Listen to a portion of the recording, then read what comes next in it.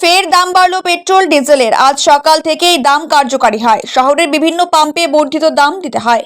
West Bengal petroleum dealers অ্যাসোসিয়েশনের কার্যকারী সভাপতি প্রসেনজিৎ সেন জানান, পেট্রোল 40 পয়সা ও ডিজেল 20 পয়সা লিটারে বেড়েছে। পাওয়ার পেট্রোলের দাম 40 পয়সা বেড়েছে। তবে কি কারণে হঠাৎ 8 মাস বাদে দাম বাড়লো তা এখনো জানা যায়নি। তবে যুদ্ধের জন্য কিছু প্রভাব পড়েছে বলে মনে করছেন ক্রেতারা। ক্রেতারা জানান, দাম বাড়লে অসুবিধা হবে, যুদ্ধের জন্য বাড়লে এই দাম দিতে অসুবিধা নেই, কারণ দেশ আগে। বেড়েছে কারণ কি? কারণ এই যুদ্ধ এ তো বাড়বেই। কিছু সেনাদের যে দরকারি জিনিসগুলো সেগুলো তো সব আমাদের এখান থেকেই যাচ্ছে। আর আমাদের এটা দরকার, যদি সামান্য 40 পয়সা বাড়ে আমাদের কোনো আপত্তি নেই। গ্যাসের দামও 50 টাকা বেড়েছে, 850 ছিল 900, আরও হয়তো বাড়তে পারে, কোনো আপত্তি কিছু নেই।